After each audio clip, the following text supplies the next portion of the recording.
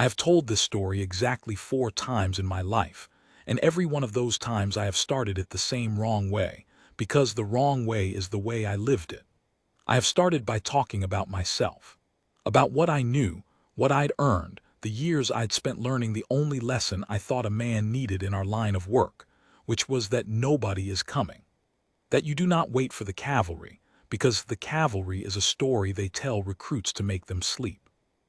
That the only people who will ever pull you out of the fire are the men kneeling in it next to you.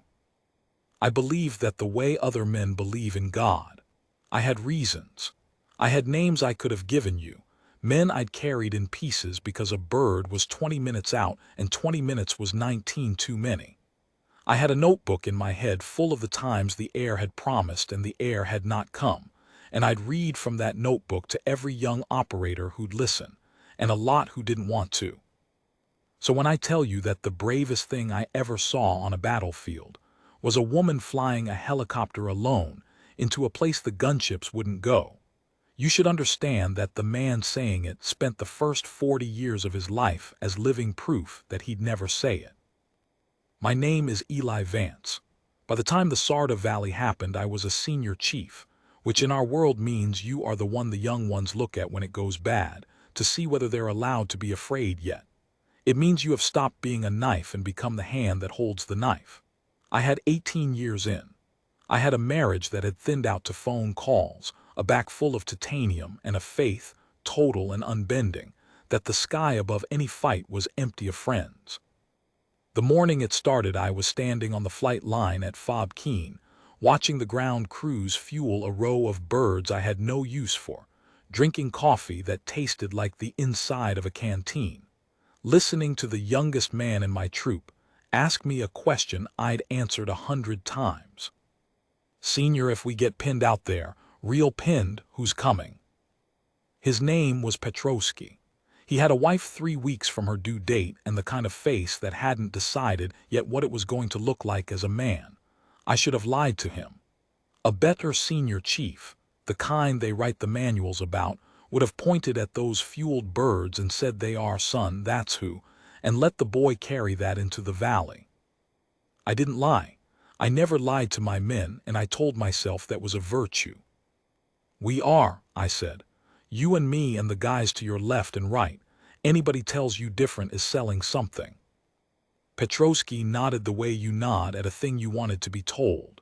Behind us, the rotor of a refueling Black Hawk wound down with that long descending whine they make, and across the apron, near the rescue ramp where the pararescue birds sat apart from the rest like a different church, somebody was running a pre-flight in the gray light. I didn't look. I had a particular blindness for that corner of the field. The men over there wore the same flag I did, and I respected the pararescue jumpers, the PJs, the way you respect a thing you've never needed and prayed you never would. But the pilots were just drivers to me, bus drivers with better toys. I had reasons for that too. What I'm telling you is that on the morning everything I believed got broken, I was the most certain man at Fob Keene. Certainty is a comfortable house. The rent comes due all at once. We were going into the Sarda Valley to take a man named Harun off the board, a financier, a maker of the things that took young men's legs at the gate, a careful and patient ghost who'd surfaced for one night in the town of Dahar. The valley was a long, crooked vein of green between brown hills, the Talon River running its floor, and at the head of it sat the spillway, a Soviet-built dam gone to ruin decades back, its concrete face blown and its sluice gates frozen open, 100-meter slab of dead engineering that the locals farmed around and the fighters used as a fortress. Our route ran past it. Everybody's route ran past it. There was no other way up the valley that didn't add 3 hours and 100 chances to die. Our troop commander was a man I would have followed into any fire on earth, and did. Lieutenant Commander Daniel Tate. The men called him the old man, though he wasn't 40, because he had the stillness of someone older, the kind of officer who reads a room before he reads a map, who knew every one of his operators' kids' names, who'd once stood between me and a colonel who wanted to bury me for a call I'd made and said, quietly, "The chief was right, sir, and I'll put that in writing." You do not get many men like that. You get one or two in a career, and you spend the rest of it measuring everyone against them. Tate was the reason the whole troop ran hot and clean. And Tate was the man who, 3 weeks before the Sarda Valley, had stood next to me in the JOC and watched me do the worst thing I have ever done to another soldier without lifting a finger, which was nothing at all, because at the time it had looked to me like sense. The mission planning cell had pulled the rescue assets into the brief because the route was bad and command wanted a casualty evacuation plan stapled to the kill plan. Standard. You bring the recovery people in so that if it comes apart, the bird already knows the ground. I'd sat through 100 of those. The air mission commander walked us through the medevac and search and rescue coverage, and then he said that for our window, the dedicated combat rescue airframe would be flown by a pilot he introduced by call sign, and the call sign was Lantern, and Lantern stood up at the back of the room, and Lantern was a woman. I want to be honest about what happened in me, because the whole point of telling this is the honesty. It was not a thought. It was faster than a thought. It was a door closing somewhere behind my eyes. She was maybe 35, dark hair pulled back hard, flight suit worn pale at the knees and cuffs, and she had a stillness when she stood that I would later understand, and at the time read as nothing, as the flat affect of someone who'd been handed a seat and a call sign and a place at a table she hadn't earned. I'd seen the politics of it, or thought I had. I'd watched the service bend itself into shapes to put certain people in certain seats. I decided, in less time than it takes to read this sentence, that she was one of those shapes. She gave her brief. It was a good brief, tight, specific, fuel figures and ingress headings and abort criteria, and a line about the spillway winds I'd remember later with my face hot. I didn't hear it as good. I heard it as a recitation. When she finished, she came down the row, and the AMC said something like Lantern's the one you want if it goes bad. She's got more saves than anyone in the wing, and she put out her hand to me. And I looked at it, and I did not take it. I'd like to tell you I don't remember what I said. I remember every word. I turned half to the air boss, not even all the way to her, and I said, "With respect, sir, if it goes bad out there, don't send me her. Send me somebody who will actually come in hot. I've waited on rescue birds before. I've buried what was left while they orbited at altitude doing the math. My men don't need a pilot who will turn back at the first tracer and write it up as weather."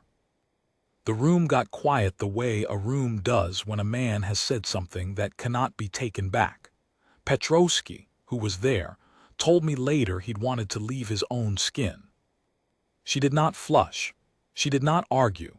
She brought her hand back, slow and unhurried, and she looked at me, not angry, which would have been easier to live with, but with a kind of patient attention, the way you'd look at weather coming, something you can't reason with and only have to fly through. And she said one thing. "Understood, Senior Chief." That was all, understood. Then she sat down. Tate was beside me. He didn't say anything in the room. Afterward, in the dark between the JOC and the tents, he stopped me with a hand on my arm and he said, "That was beneath you, Eli, just that. That was beneath you." And I told him she hadn't earned the seat and he'd see, and he looked at me for a long moment with that stillness of his and said, "You don't know what she's earned, that's the trouble with you. You decided." And he walked off to his bunk, and I told myself he was wrong, because I was a man who knew what waiting on the air had cost me, and I carried that knowing like a blade. 3 weeks later, I would be on my knees in the rocks above the Talon River, screaming a man's name into a radio, and the only voice that answered, the only one in the whole empty sky, would be hers. We crossed the line of departure at 0240 under a moon thin as a fingernail.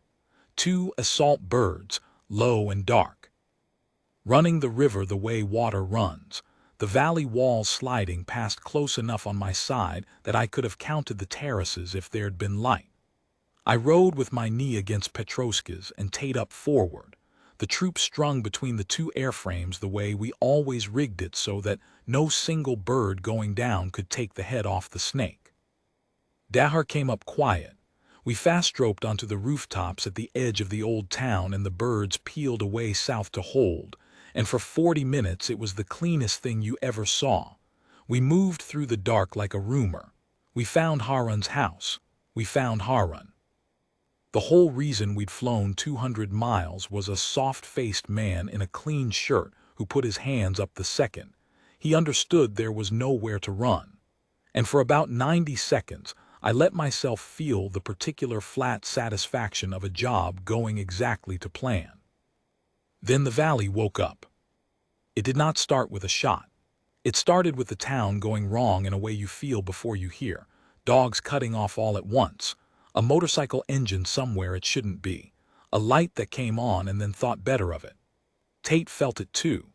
He had us moving before the first round, collapsing toward the exfil point along the canal road with the prisoner zip-tied between two of the biggest men in the troop, and we'd made maybe 400 meters when the spillway opened up on us.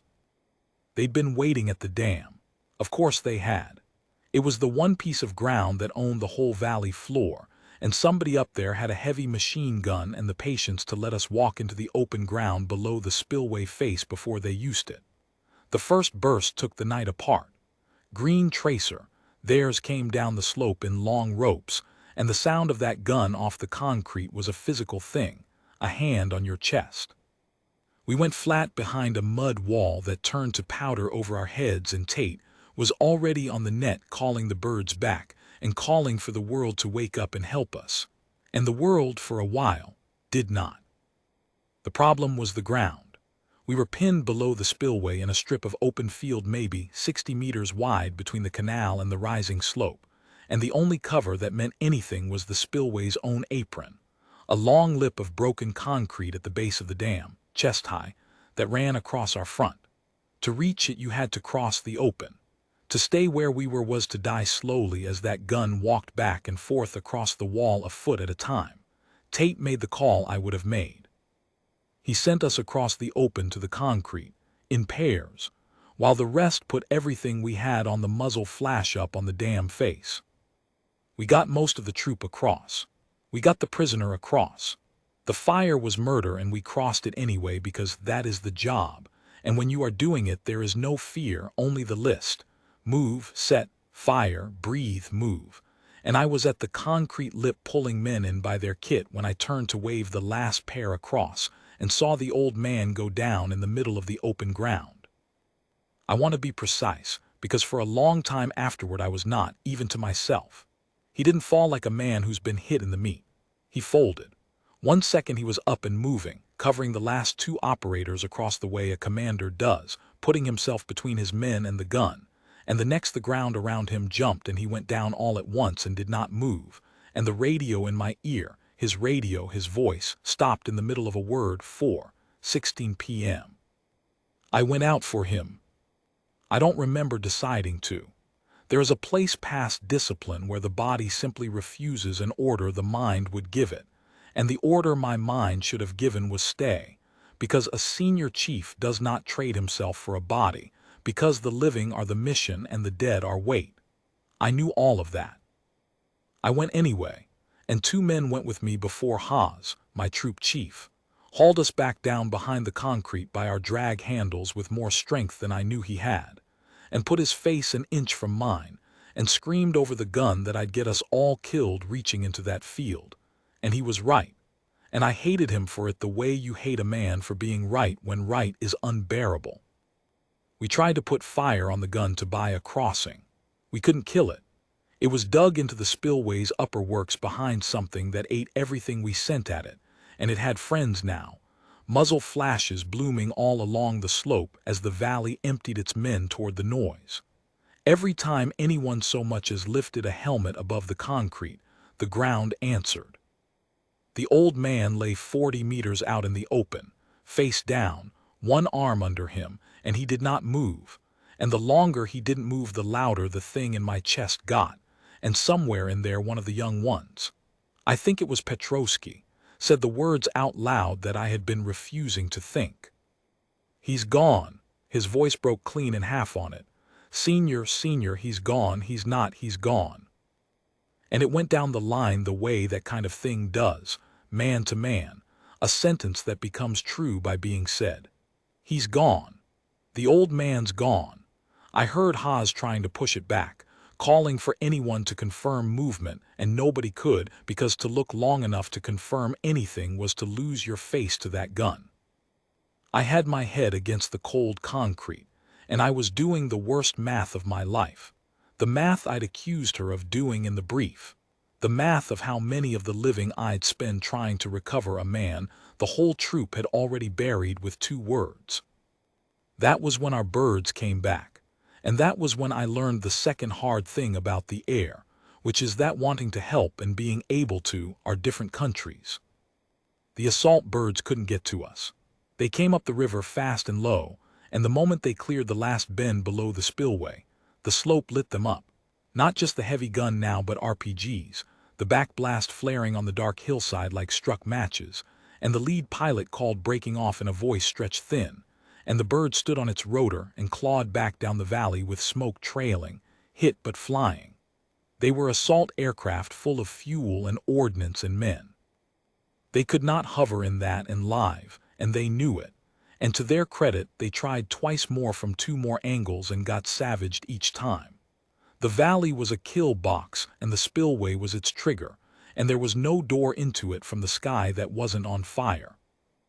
I lay there with my dead commander 40 meters away, and my living men around me, and the absolute, final knowledge settling into my bones that no one was coming, because no one could come, and the empty sky faith of my whole life was about to be proven true in the most complete way it had ever been proven, and the price of being right was going to be the best man I'd ever served. Then the net crackled, and a voice came up on the command push, calm, level, unhurried, a voice with no fear in it at all and no heat either, a voice like cool water poured over a burn, and it said, "Any station this net, this is Lantern. I've been monitoring. I have your situation. I'm 31 mics out and I'm coming up the river." Haas looked at me. I will remember that look until I die, because Haas had been in the JOC 3 weeks before. Haas had heard me refuse her hand. And there in the rocks with the old man dead in the open and 2 assault birds beaten back bleeding, the only voice in the sky that hadn't quit on us was the voice of the pilot I'd told them not to send. I keyed my own radio. I don't know what I meant to say. Some part of me, the part that had spent 40 years being right, actually started to wave her off, started to tell her what I'd told the air boss, that an unarmored rescue bird could not do what 2 gunships couldn't, that she'd die and her crew with her and accomplish nothing, that I would not have more deaths on a recovery that was already too late. The contempt was still in me even then. That's the thing I have to confess.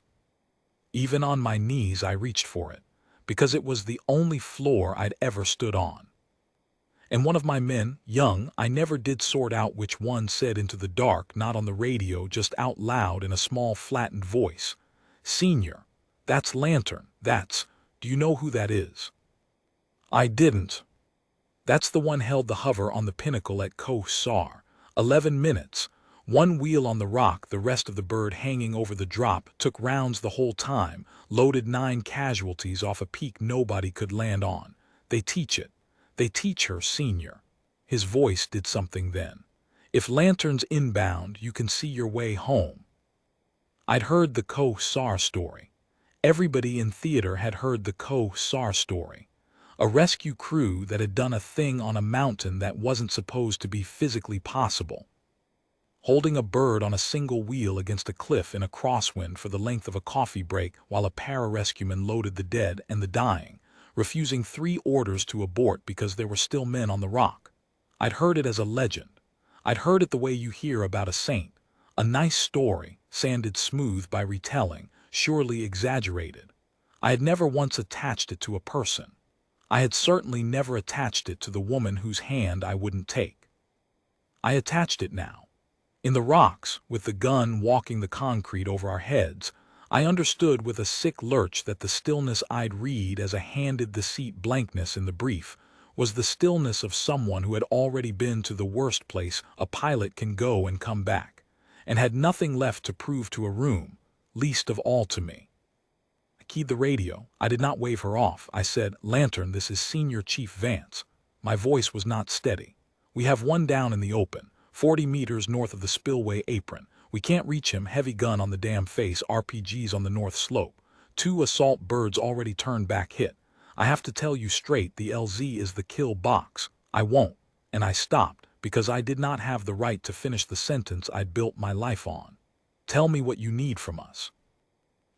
There was a pause, just long enough that I thought maybe even she would do the math and break off, and a part of me, God help me, wanted her to, because then the sky would still be empty and I would still be right and the world would still make sense. Then Lantern said, I need you to keep that gun's head down for 90 seconds when I call for it, and I need you to mark your man with infrared the second I'm over the apron. I'm not landing in your kill box, Senior Chief. I'm going to put a wheel on the spillway lip and my PJ's going to go get him. Stand by. I'm reading the river. I did not understand that last part.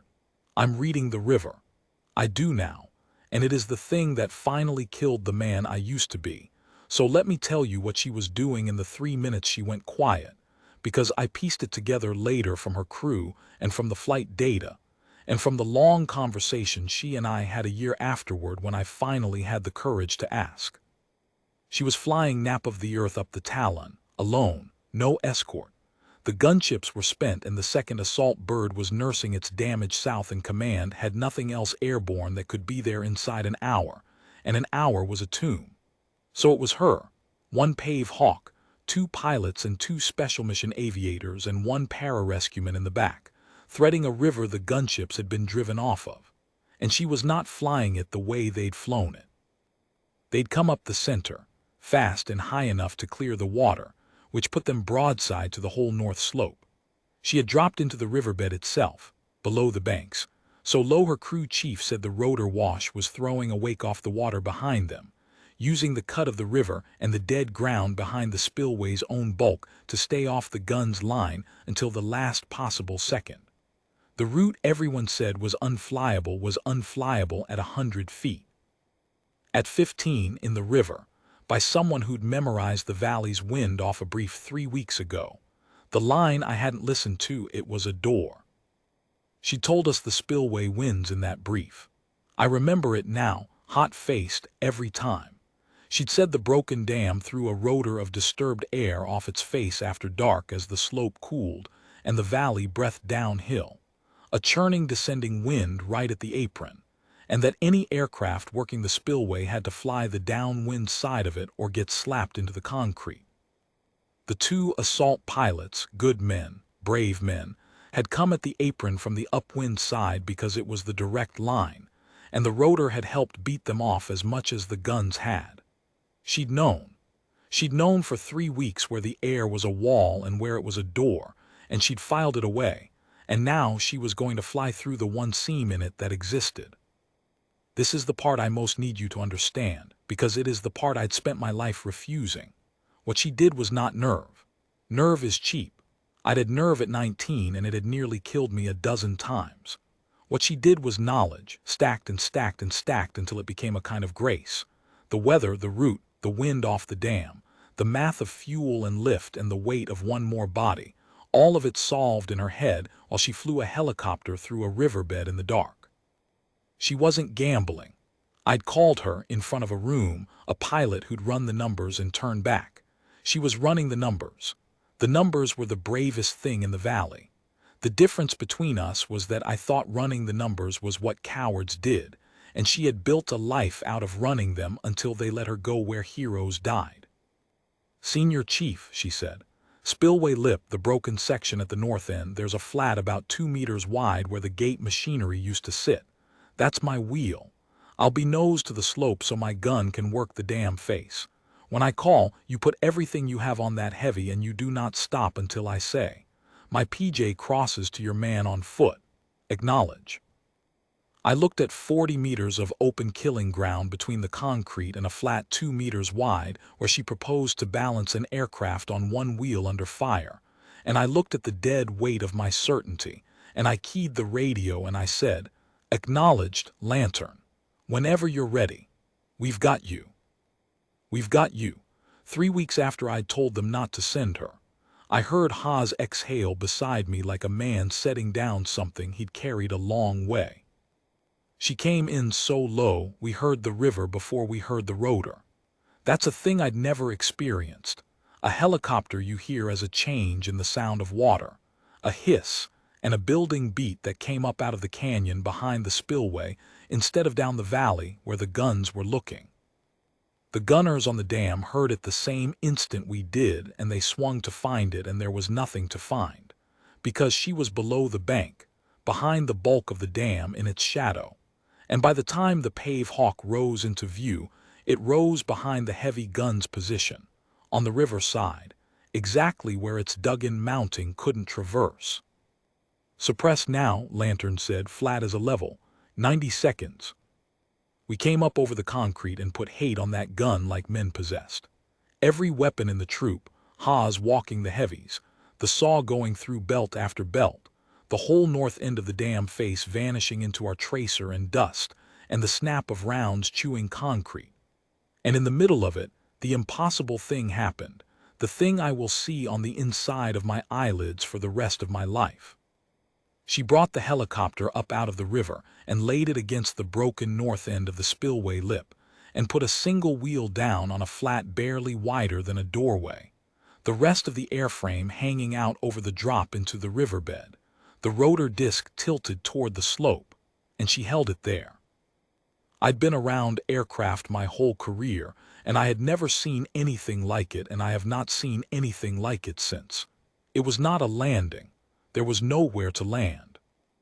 It was a controlled, screaming, foot-by-foot act of will, a 15,000-pound machine balanced on one tire on a crumbling ledge in a descending rotor of wind off the dam, the wind she'd warned us about 3 weeks ago, the wind trying to slap her into the concrete, and she was riding it the way you'd hold a horse that wanted to bolt, not fighting it, reading it, the bird's nose dipping and steadying, dipping and steadying. The door gunner's minigun reaching past her over the cabin to rake the dam face and double our fire, and she held it. She held it in a brownout of her own making, the rotor wash tearing the loose grit off the spillway into a blinding wall, and she held it blind, on instruments and feel, because somewhere out there in the dust was 40 meters of open ground and a man face down in it, and a promise she'd made on the radio to a senior chief who hadn't taken her hand. And out of the cabin, through the dust, a single figure dropped to the concrete and started running. The pararescueman. I never learned his name that night, learned it later, made a point of it, but that night he was just a shape in the brownout, a man in a flight suit and helmet with a med ruck on his back, going out across the open ground alone, into the same killing field that had stopped a SEAL troop, at a dead run, toward the old man.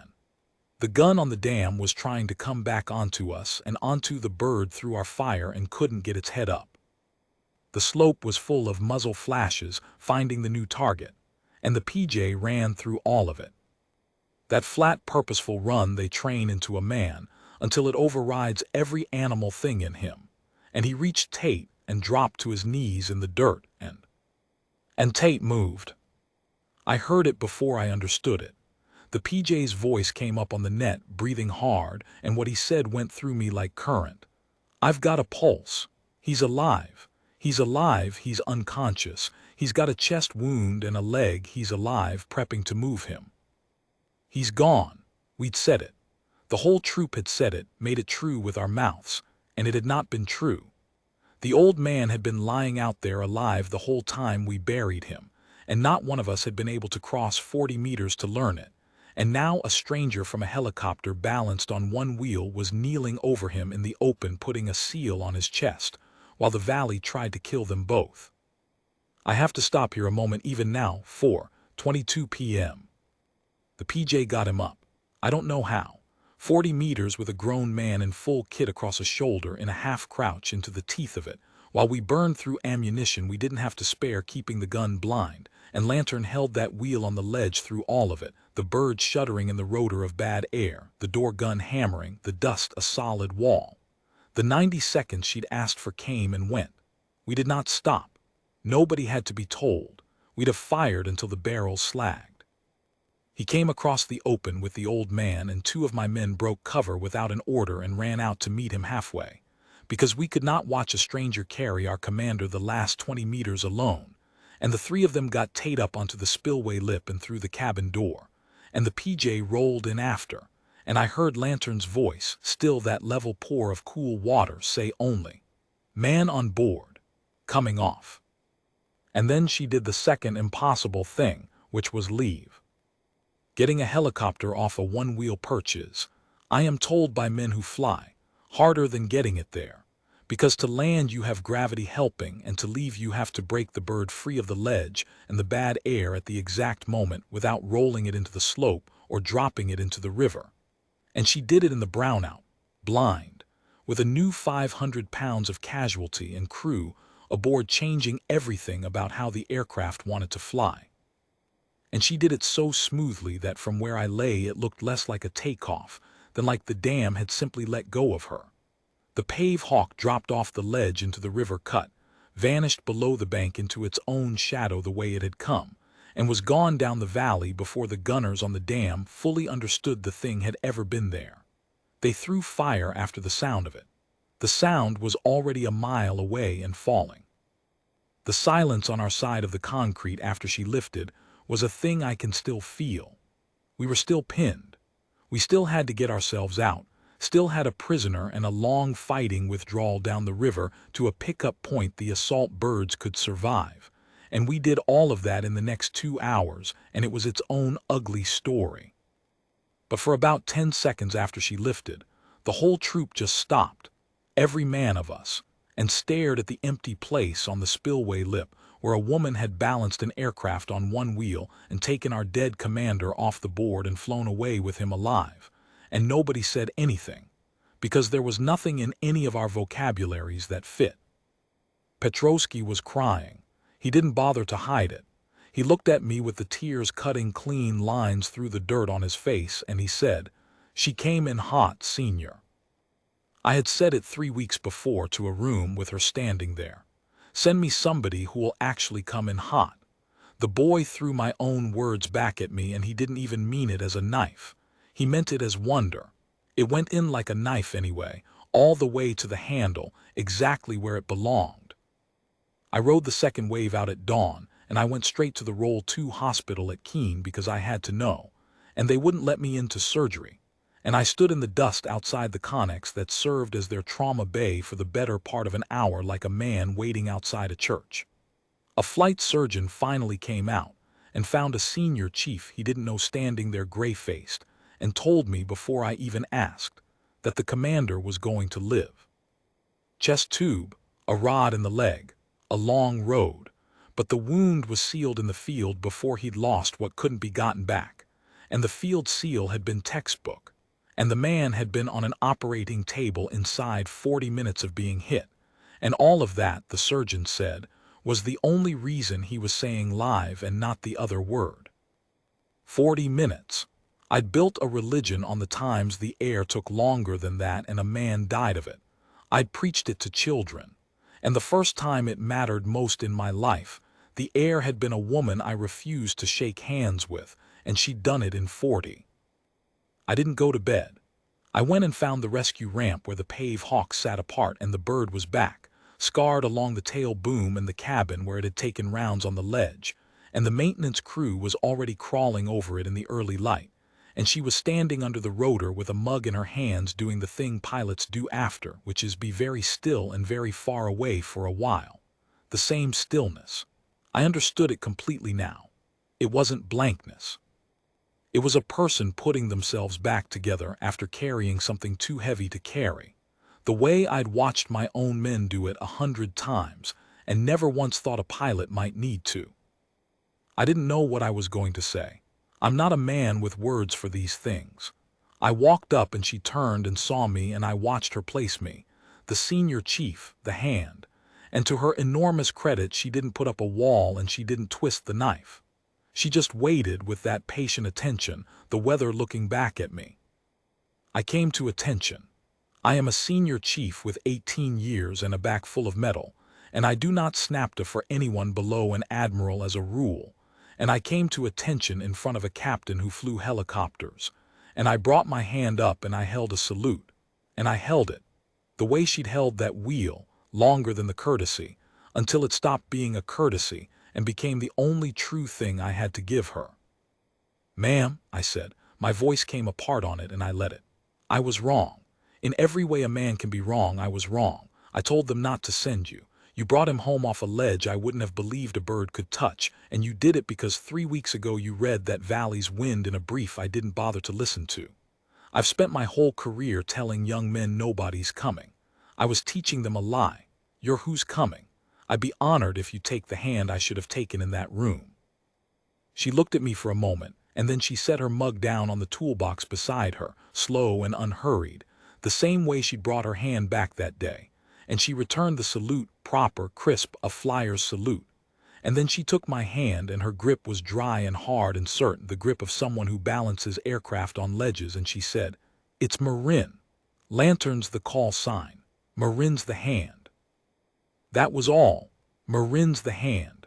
The way she'd reintroduced herself on her terms as a person and not a legend was somehow the thing that finished me off, and I had to look at the mountains for a second. Then she said, quieter just to me, and there was no triumph in it at all, only something almost gentle, "For what it's worth, Senior Chief, you weren't wrong about the thing under it. You've been let down. I've read the after-actions same as you. Men did die orbiting at altitude doing the math. You just decided I was them before you knew me." She picked her mug back up. "I'm not them, but I understand why a man gets to where you were. Don't beat yourself raw over it. Just don't teach the lie anymore." I have thought about that more than almost anything anyone has ever said to me. She had every right to leave me on the ground. Instead, she reached down and handed me a way to stand up that didn't require me to have always been a fool. That's a kind of grace I didn't have in me at the time and have spent the years since trying to learn. The old man lived. Of course he lived. I told you that early because this isn't the kind of story where I'd make you wait on it, and because the living was never really the point. The point was who I became standing outside that connex and under that rotor, which was a man who finally knew what he'd been wrong about for 18 years. Tate came back to the troop 4 months later, walking with a cane he hated, and the first full briefing he sat through. When the air support plan came up and somebody started reading off the rescue coverage by airframe, he raised that cane an inch off the floor to stop the brief, and he said, in that quiet way of his that made rooms go still, "I want it on the record that the next time this troop goes anywhere there's a wall worth flying through. I want Lantern's wing, or I want to know why." And he found me with his eyes across the room, because he knew. He'd known in the JOC 3 weeks before any of it. "You don't know what she's earned. That's the trouble with you. You decided." He never once said, "I told you so." He didn't have to. He just made sure the record said what it should have said the first time. I started asking for her by name after that. Every op, every plan, every time the route was bad and the ground was worse, I'd find the air mission cell and I'd ask, was Lantern available? And the young planners learned fast that the surliest senior chief on the FOB had exactly one soft spot, and it was a rescue pilot he'd once humiliated in a brief. The men knew the story by then. Petrovsky made sure of that, the little traitor, told it in every chow hall in the province, and the new guys would come to me wide-eyed and ask, was it true? Did you really tell them not to send her? And I made myself say yes every time. I made myself the cautionary tale. Yeah, I really did. Don't be the man I was. When the briefer says who's flying rescue, you stand up and you shake the hand every time, because you do not know what that person has held on a ledge in the dark. I retired the next year. They let me say a few words the way they do, and I planned to talk about the men, about Tate, about 18 years of the best people this country ever made. I did talk about them, but at the end I found myself telling the room the thing I'd told Petrovsky on the flight line that first morning, the question he'd asked. If we get pinned, real pinned, whose?